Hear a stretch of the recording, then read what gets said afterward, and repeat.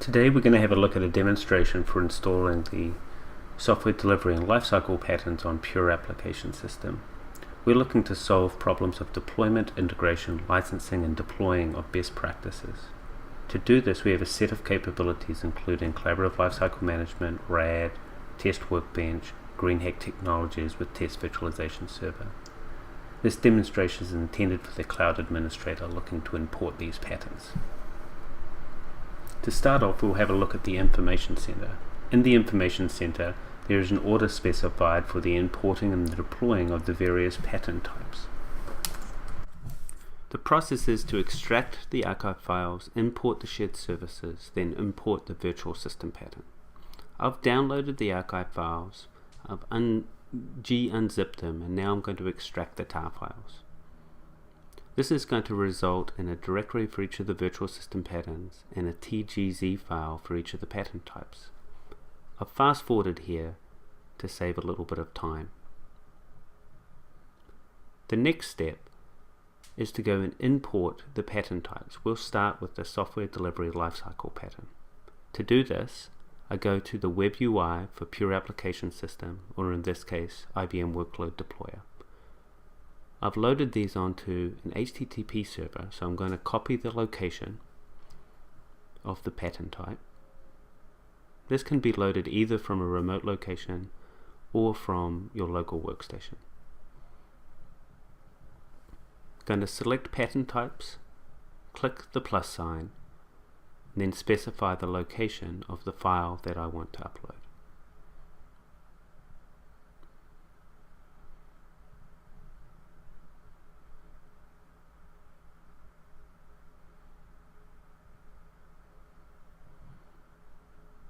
Next, I'll accept the license agreements and then enable the pattern.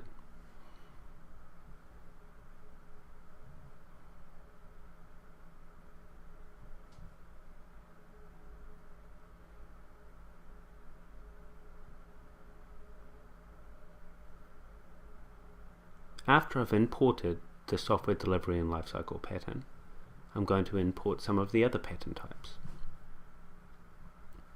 Next will be the Installation Manager repository shared service. This provides content to the other shared services and the virtual system patterns when the patterns are deployed. I'll follow a similar process of copying the location of the pattern type and then importing that into IBM Workload Deployer or PureApplication System. Once again, I'll specify the location of the file, accept the license agreement, and enable the pattern. Alternatively, I can use the command line to import these pattern types. Both mechanisms are equivalent. If I was to use the command line, I can download the tooling directly from the console,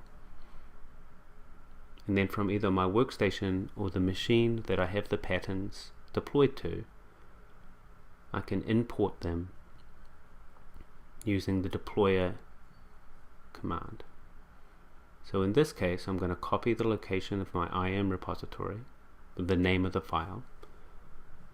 If I'm using Pure, there is a Pure command line. If Workload Deployer, there is a deployer.cli command line. I'm going to specify the host and my user ID and password.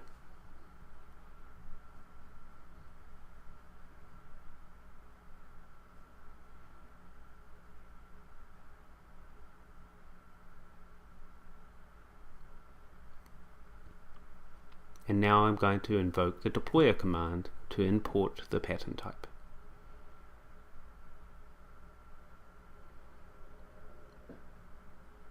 I'll do so by providing the local file name, the full path to the local file name. I made a little mistake here, so I'll correct that.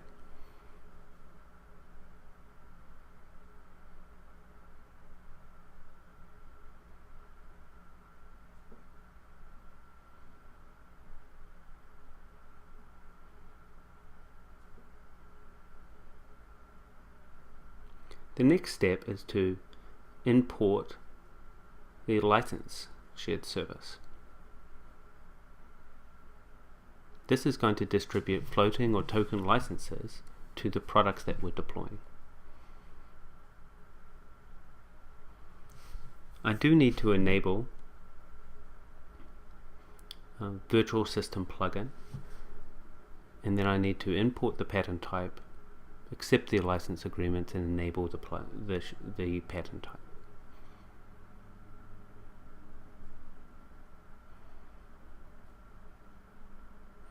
I'll start by enabling the virtual system pattern plugin. This is under the foundation pattern type.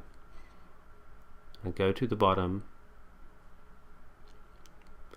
see the virtual system plugin, and I'm going to set this to enabled.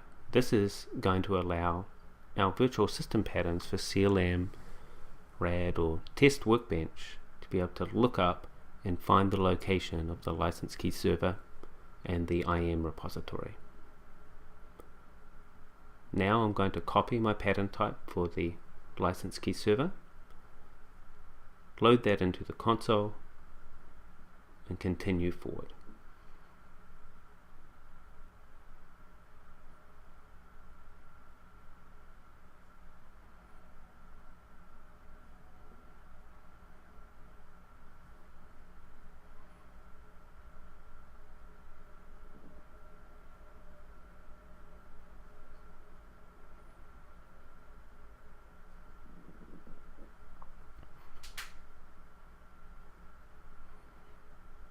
Next, I'm going to import the Rational Test Virtualization Service shared service.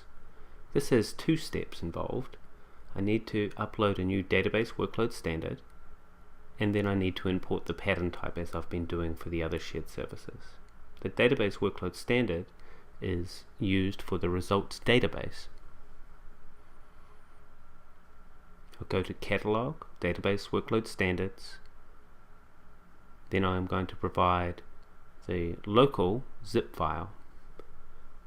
There is a little bit of a gotcha here where the name of the zip file cannot contain any numbers. So I've renamed my zip file.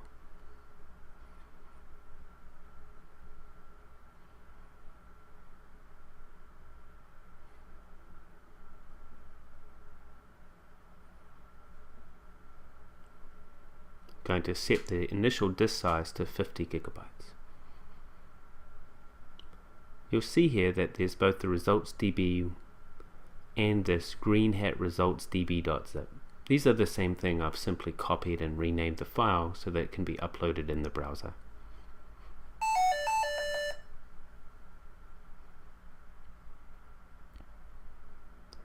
Next, I'm going to import the pattern type. Same process of specifying the location of the pattern type.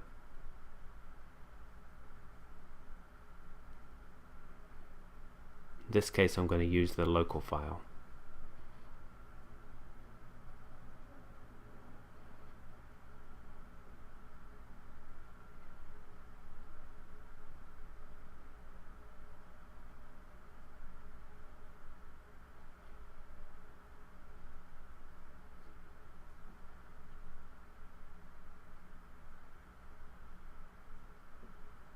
Once again, I'm going to accept the license agreement and enable the pattern type.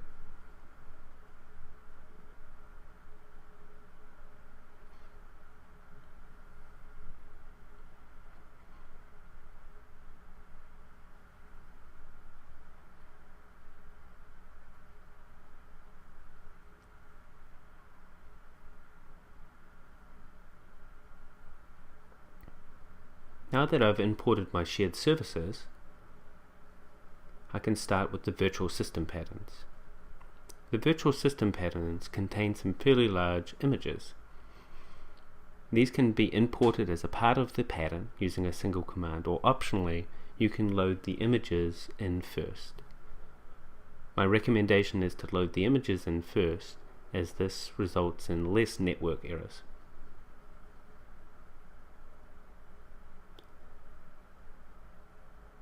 The images can be loaded either with the command line or through the console. I'm going to go directly to the Workload Deployer console, and I'm going to copy in the location of my images stored on my web server. To add in an image, you go to Catalog, Virtual Images, click the plus sign, provide the location of your image, and then the upload and processing of the image will occur. Afterwards, you then accept the license agreements for that virtual image.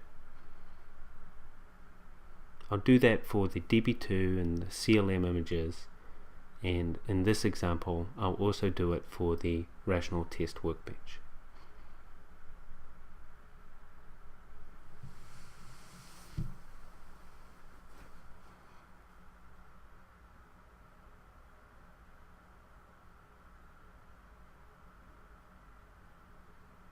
Going into the rational test workbench, find the images folder, copy that link location.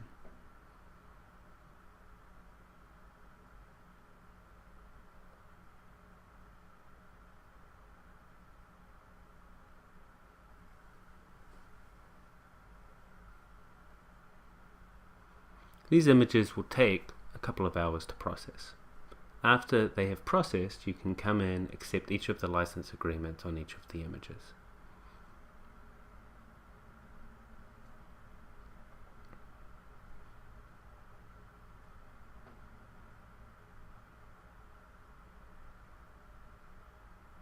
The next step is to import the virtual system pattern. Once again, the step of importing the images is an optional one. If you don't do it, they will be imported as a part of the virtual system pattern. To import the virtual system pattern, we're going to use the command line interface again. And you can get the tooling from the homepage of Workload Deployer or PureApplication System. I'm going to run the deployer command, provide my host user ID information, and then I'm going to run an import pattern script using the -F option. I'm going to specify the location of my virtual system pattern, which is simply the directory that I have extracted. In this example, I'm going to do this for the collaborative lifecycle management pattern and the rational test workbench.